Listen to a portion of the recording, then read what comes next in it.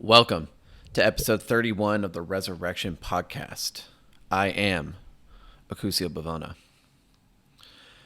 Every single day, right around 3 o'clock in the afternoon, there are millions of highly capable men that experience a massive, unavoidable physical crash.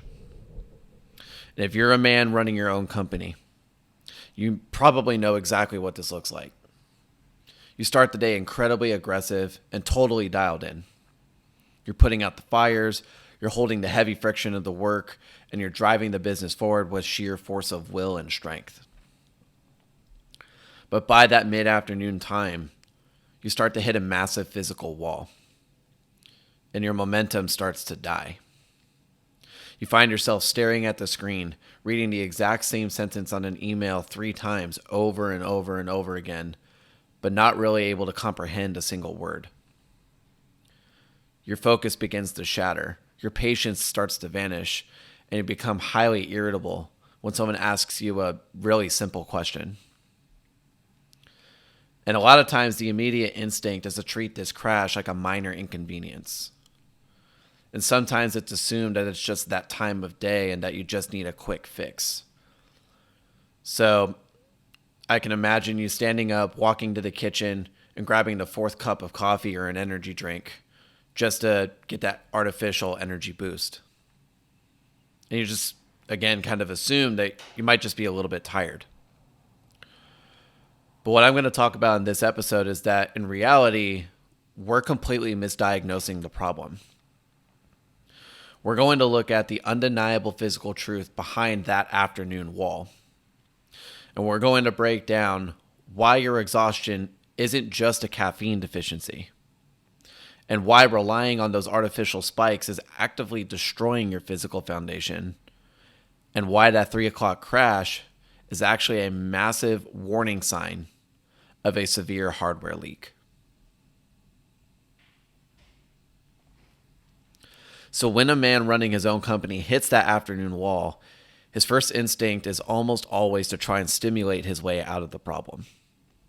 And this can be minor stimulation from a degree standpoint, like the coffee or energy drinks I meant earlier, or on the other side of that, on the more aggressive end, some kind of prescription, medication, or even drugs, right? But let's think about exactly how we're running our day. We're waking up before the sun rises, and we're running entirely on adrenaline from the second our feet hit the floor. A lot of times, and even I do this sometimes still, we'll skip breakfast because we've convinced ourselves that being hungry just makes us sharper, leaner, and more productive. Sometimes we'll work through lunch too, or maybe we'll eat something super light and maybe even useless like a candy bar or something, just to temporarily quiet the stomach so we can focus on getting back to our phone and back to our work. And I use 3 o'clock specifically because that's always been the time for me. And I'm sure for a lot of you listening, that may be the time for you. So when 3 o'clock hits, that bill for our starvation finally comes due. And our physical body begins to, if it's like an engine, it begins to violently sputter. But instead of looking at the actual grounded physical reality of the situation, which is that we're just out of fuel, we reach for the artificial solution, like the coffee or the energy drink or the medication. And we hope that if we can just kind of bypass another 2 hours of hyper-stimulated focus to get us to the end of the workday, that we can just fix this tomorrow. But how many tomorrows have we had where we've told ourselves that? That becomes a massive physical delusion. The reason this is because contrary to what a lot of people, especially a lot of people on the internet, are saying, caffeine is not a source of fuel. There's nothing in caffeine itself that's actually containing a single ounce of raw physical energy that your body can metabolize and use. And because it doesn't have any of that, it doesn't provide your infrastructure with the heavy, dense calories it requires to actually operate. Caffeine is just a chemical override. Let me explain this really quickly. We have a chemical in our brain called adenosine. And what adenosine does is it allows us to know whether we are tired or not tired. Caffeine blocks that receptor. So if you imagine it's like a little like valve and this liquid is getting higher and higher and higher, as adenosine rises, it's signaling to your body that we need to sleep or we need to rest. Caffeine comes in, blocks that signal. So your adenosine levels are at the exact same level and actually continue to increase. But the caffeine, in a sense, numbs that sensation. And that's what makes us feel more alert and hence the term stimulated. We're not actually generating or creating new energy. We're just blocking it with an artificial override, like I mentioned earlier. So by forcefully blocking that physical signal in our brain, all that is just trying to tell us that we're exhausted. And another way you can kind of think of it is like it's silencing the survival alarm. And in high doses, this can actually flood your system with massive amounts of stress and can create a lot of inflammation and things like that just to force your eyes open because you're working against the resistance. So our engine is entirely out of gas, but we're chemically forcing the engine to rev past the red line at the exact same time. Another way you can think of it is if you're riding a horse and the horse is just totally exhausted and it's starving, you're on the horse whipping it as hard as you can. And you're demanding that it pull a heavier load up a steeper hill that only gets steeper or seemingly gets steeper and steeper as you go up the hill. And a lot of us, me included at times, think that we're kind of gaming the system just to get more work done. But in reality, and in another sense, we may be getting more work done acutely, like in that moment. But over the long term, we're really just making a massive underlying physical mistake that isn't sustainable.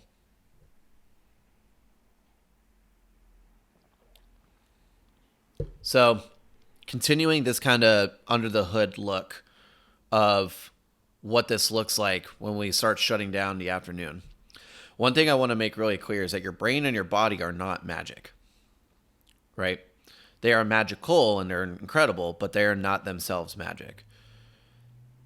They require massive and consistent amounts of physical fuel just to keep us alive, awake, and functioning. And the way that we get that is through our food. So when we're fighting the daily friction of the business, like solving the healthy problems and navigating the challenging conversations and, carrying the massive mental weight of an entire company, you're burning through your stored physical fuel at a very aggressive rate. And your brain especially acts almost like a furnace for those calories because it requires so much energy, which is a good thing. It's what allows our brain to be our brain. So if we start the day on nothing but black coffee, which admittedly is how I started today, and you've also subsequently flatly refused to feed the machine at lunch, your tank is completely empty by 3 p.m. or whenever your crash time is. Because there's literally no new raw materials left in your system to be metabolized. So what your body does is it shuts down. It physically shuts down. And this presents as like heavy brain fog or kind of sudden physical weakness or fatigue. The intense desire to just put your head down and close your eyes and take a nap. One thing I want to make really clear too is that's not a lack of willpower. That is just your engine cutting the power to your brain because the hardware is actively failing because of the lack of fuel. Your physical infrastructure is completely depleted, and your body is desperately trying to force you to stop moving just so it can survive. So when we double down on that in the wrong way and we answer that physical starvation by pouring more caffeine, whatever form that may be, or more stimulants into the system, we're ignoring the bigger hardware leak that's occurring. And yes, we are forcing our body to wake back up, but we're demanding energy where there is none. And I don't remember which one it is, but Newton's law of thermodynamics, energy cannot be created or destroyed out of nothing, right? So, like I talked about in the last episode, it's going to turn inward because it feels trapped. And because it knows it has to keep your brain firing in order to handle the stress that exists from work, as well as the artificial stress that we've introduced due to caffeine, and it has no food, it's going to start deteriorating your muscle because it requires so much energy just to maintain that muscle mass. So it's going to look at your broad shoulders, and it's going to look at that thick chest that we developed and start breaking that down, because that's going to be the cheap, quick energy that it needs in order to feed it. And I want to make this like a point, so really, really listen to what I'm about to say. When you're running on empty and you stimulate that with caffeine and not with dense raw materials, you are literally eating the strongest version of yourself just to survive the last 2 hours of your inbox. And the question that we have to start asking ourselves is this really worth it?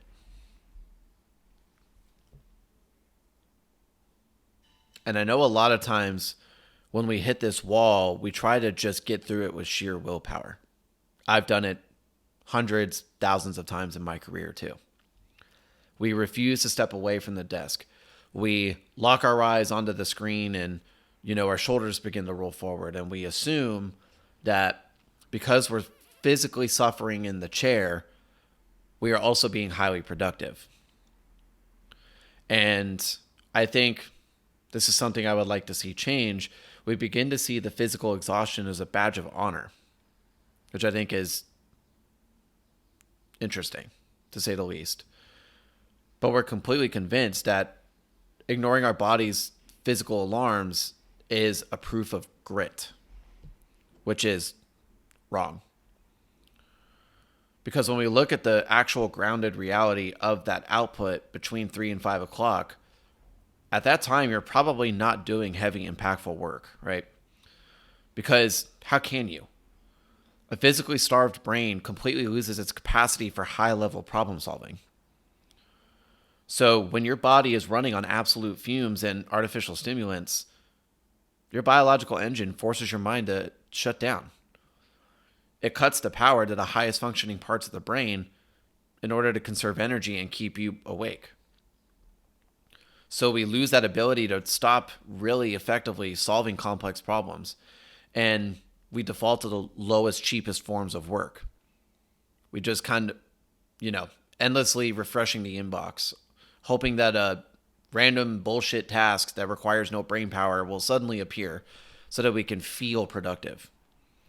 Or we'll just stare at a spreadsheet or data or whatever collection you use without actually making a decision on anything. We're just looking at it. And in this sense, we're creating false friction, or maybe even picking fights or arguing over minor details that don't actually matter and definitely don't matter to the output of the business. And we're doing this because our brain is just too physically depleted to handle that heavy, complex thought.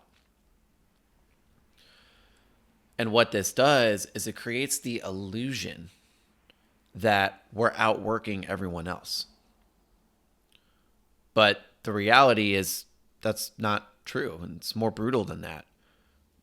In those 2 hours between 3 and 5, we're just occupying a chair. And we're forcing a compromised, failing machine to perform these low-level tasks that, honestly, a lot of times we probably should be delegating anyways if you have a team. And we call this the grind, which is a phrase I can't fucking stand.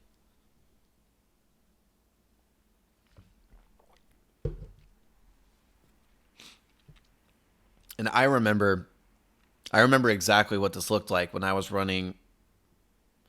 I remember exactly what this looked like and felt like when I really started to kind of aggressively grow my coaching business and could feel myself running myself into the ground.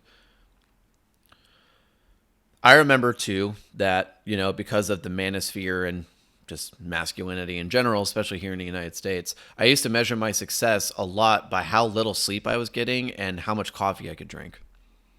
I still sometimes brag about how much coffee I can drink. I was just talking to someone about this yesterday because that was more so because of my caffeine tolerance, but that's besides the point.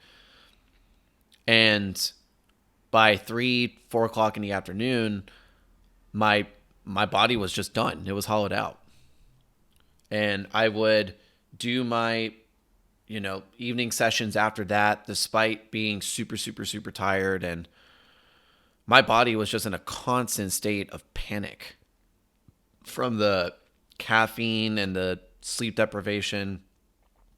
But on top of that, I wasn't eating as well as I should have, which is ironic as the fitness and nutrition coach. But this is a reality for a lot of coaches out there, unfortunately, who are aggressively entrepreneurial in the way that they approach their business. My body had zero fuel. And I was impatient with myself and also, my partner at the time who I was living with. And I had zero tolerance for questions. I would snap at her in particular over minor miscommunications or, just feeling completely convinced that everything around me, including myself, was just moving too slow. But looking back on it now, they were never the problem. She was never the problem. I was. I was the problem. And my lack of accountability for my physical infrastructure, recognizing that it was failing, was my fault. And when we refuse to fuel our bodies properly, we're not suffering in isolation. We are dragging that empty, failing system into every single interaction that we have. And our nervous system becomes so entirely stripped of fuel by the starvation and the caffeine that we completely lose the physical capacity for patience. So the sound of a client or a coworker asking a simple question feels like a massive physical weight that we just don't want to deal with. So we may snap at them, or could be brutally short, or sometimes even worse reactions, hopefully. I never got to that point, but it's possible. Apologies for that small technical delay, but let's get right back into it. So, yeah, sometimes we get short or we snap at our team, and the unfortunate reality is we can pack up that exhausted version of ourselves from work and drag it home to the people we care about the most. And I remember walking through my front door and seeing my partner, who absolutely loved me to death and was incredibly patient with me, and she was phenomenal. But I had nothing left in the tank, and rather than acknowledging that, I would take it out on her. And I would just be like, oh, I'm stressed from work and all these, calls and sessions that I have to do and all the excuses, whatever, right? But the truth is that I had zero energy, as I've been talking about over and over and again in this episode. My body was desperately just pulling resources to keep my heart beating and my lungs breathing, but I had nothing left to be a present, effective leader or partner myself. So in this scenario, we're actively offering the people who rely on us the hollowed out, highly compromised shell rather than the strongest version of ourselves. And we're doing that just because we refuse to feed the machine. So when a man finally recognizes that this afternoon crash really is a massive physical failure, he has to completely change the way he fuels his day. You can't wait until 3 when the engine is already sputtering and your focus is shattered to try and fix the problem. By then, the damage is already presented and is done. The tank is empty, the shutdown has started, and Our body is already eating its own dormant muscle tissue for that cheap emergency energy. The way to solve and change this is we have to start getting ahead of that physical collapse. We know the stressors and the demands of running the business aren't going to stop. And as it scales, they're only going to grow. So we have to begin fueling our physical infrastructure long before the heavy demands of the day completely drain the tank. So I don't really know. There's some moderate research, I suppose, that shows that like fasting can increase energy levels, which is where I think this got taken from, but that's not sustainable long term. So this Delulu idea that skipping meals makes you sharper and more focused is not true in the long term. And we also have to stop wearing starvation like a badge of honor, which is just silly. I don't get that one either. So think about when it's 1 o'clock in the afternoon in your workday. I'm going to guess that the inbox is on fire. There are 3 or 4 fires that need to be put out. And the immediate instinct is to maybe grab a protein bar and eat it while staring at the screen. The question I want to pose to you is, do you want to keep treating your body like a cheap machine that requires shit fuel? Because your body and your brain are what built the business in the first place. You did this. Your intellect, your resources, your connections are what have allowed the success. But what price? This is why we have to break this physical pattern. Because, and this is again going to be totally counter to our instincts, right in the middle of that heaviest and most chaotic part of the day, you have to make the choice to stop. You have to physically step away from the desk, and we sit down, whether that's at a restaurant or a park or a break room, and put the real food into our body and really eat substantial food, heavy proteins, dense carbohydrates, healthy fats, actual physical calories in order to keep fueling the engine. It's just like going to the gas station fueling up your car. Your engine is going to break down if you redline it past it having no fuel for a long period of time. And by giving our hardware those exact raw calories, it's requiring us to keep the brain firing and the body powerful, which means that the brain fog and the body fatigue is going to be mitigated. A lot of times, yes, unfortunately, we're not eating for pleasure. If we ate for pleasure all the time, we would be obese. Let's just call that what it is. But what we're doing is we are intentionally loading the system with the power, the raw power it needs to ensure as much as possible that we don't get close to the point of a hard afternoon crash or shutdown.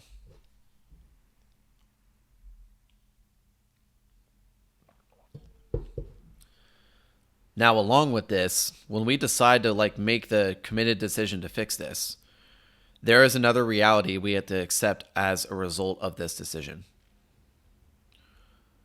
When we pull back on the caffeine in the afternoons, we refuse that 4th cup of coffee or the Ghost or the C4, you're going to feel a substantial withdrawal crash. And it's going to be gnarly. I can tell you from first-hand experience. So think about the first day that you try this, right? Let's say it's 2:30. Without that gigantic artificial stimulant forcing your eyes open and spiking your stress levels, you're going to feel the reality of your physical infrastructure.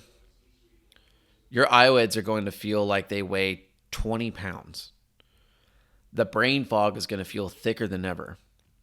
And we're going to feel just how deeply exhausted and depleted and broken our bodies have become. Good. Because what that is we're experiencing our baseline and we're experiencing the reality. And the immediate instinct is going to be to panic and go get the stimulant. That's why caffeine is considered a stimulant, because it has an addictive quality to it. And without the hit, your body is going to command or force you as much as it can to go find the hit. And what it's going to do is it's going to literally, your mind is going to start playing mind games on you. And it's going to try to tell you that you can't do your job without it. And you'll want to go and reach right back for that caffeine because the exhaustion just feels too heavy to carry. But that fatigue isn't a sign that you're failing. Like I said earlier, that's just coming face to face with the reality of where your body is actually at, and no longer hiding behind a Band-Aid that was the fourth cup of coffee or the energy drinks. It's dropping the illusion, and it's showing you that the exact real physical damage that's been done by running on fumes for the last 5 years, that's what it starts to feel like.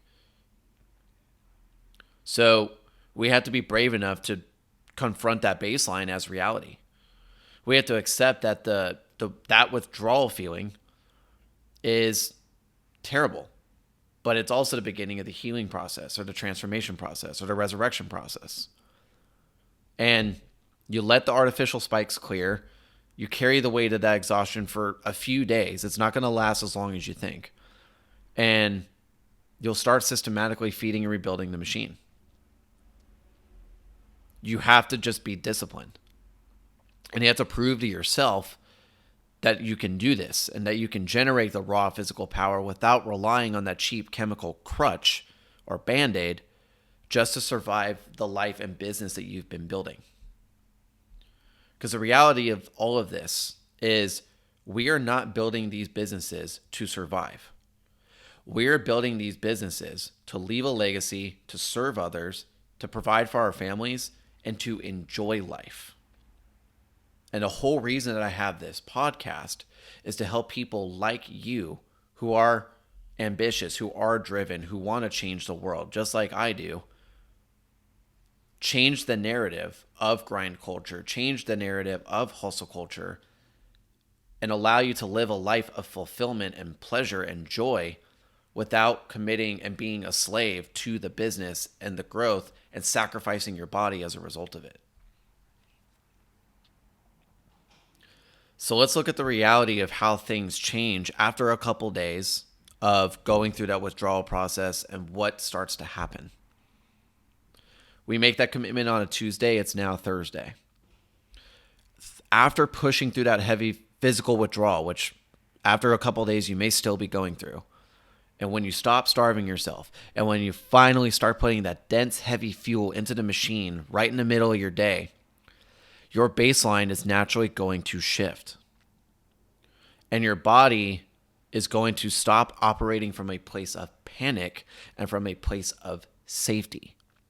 And that's one thing I want to make really clear too, is when you're putting the Band-Aid on with the caffeine at 3 p.m. all the time for years, you're adding more stress onto a stressed system. Your body doesn't feel safe. It gives the illusion of safety temporarily, which is why I keep referring to it as a Band-Aid. So 3 o'clock is going to hit, right? 3 o'clock ain't going nowhere. This business ain't going nowhere. The inbox ain't going nowhere. The heavy friction of the business is exactly the same as it was a couple days ago prior to making the commitment. The phone is ringing. There are giant problems to solve. But your internal physical response, once you start fueling it properly, is going to be totally different. The crashing is going to stop.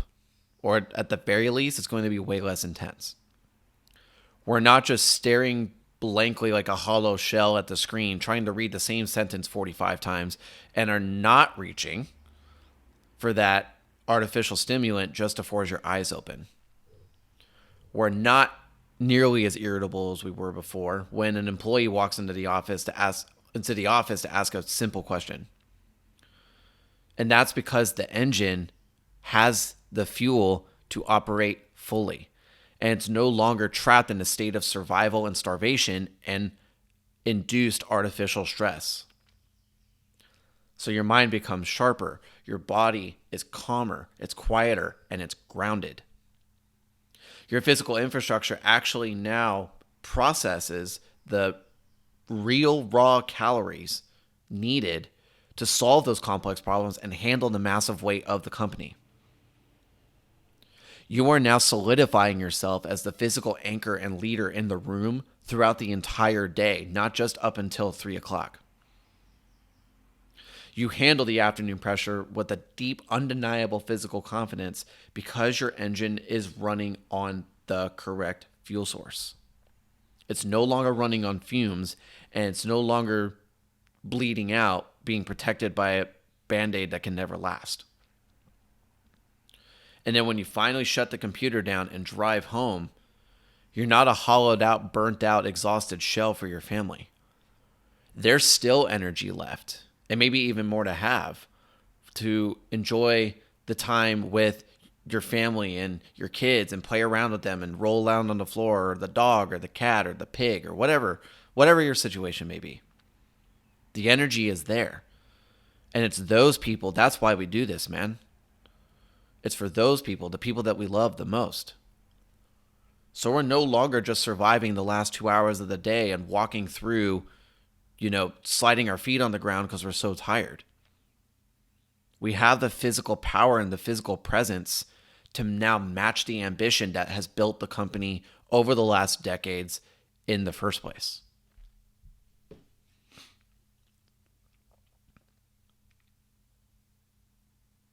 If any of this is hitting or landing, I want you to take a true look at the way you're running your life right now. If you're a listener of this podcast, there is a high chance that you have built a successful company probably from nothing. You know how to navigate heavy stress. You know how to handle total chaos. And you know how to win. But we have forgotten how to win with ourselves and our body. We've abandoned that. We made a compromise, and there are periods of time where hard choices have to be made. I understand that. But the deterioration of your machine, your physical body, to build the success can't last forever. Too often, we are trading our long-term physical presence and power for a cheap 2-hour artificial spike over and over and over and over and over again, and are leaving the strongest versions of ourselves totally dormant. We're stacking bread. We're stacking money. Dope. But again, I ask the question, at what cost? At what cost to you? At what cost as a leader for your life, your business, your family? At what cost to your family?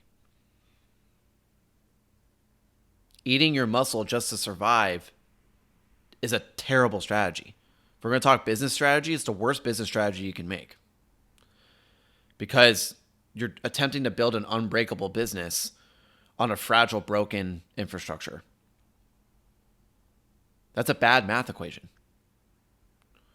So choose not to accept the afternoon crash as the unavoidable cost of just doing business. This doesn't have to be a cost of goods sold.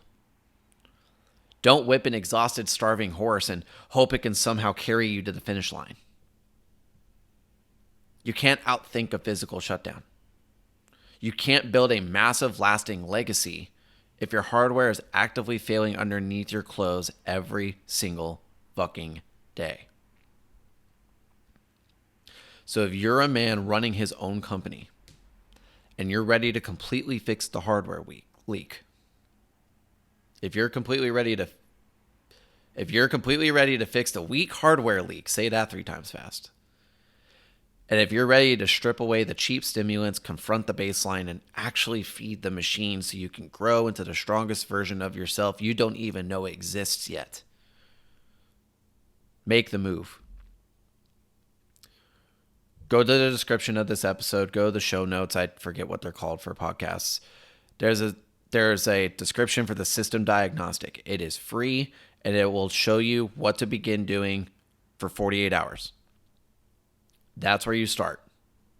From there, if you want to work with me directly, click the link at the end of the PDF and file your Intel report. I am the man in your corner. Together, we will locate exactly where your daily schedule is actively dismantling you, and we will strip away the starvation tactics, pull the artificial bullshit, and install the strict, heavy, non-negotiable standards of my resurrection protocol to forge your comeback from the ground up. You don't have to guess anymore. And I challenge you to make the choice to start building. Let's tune the engine. Let's rebuild the machine. And let's resurrect the man. I am Acusio Bivona, and I will see you in the work.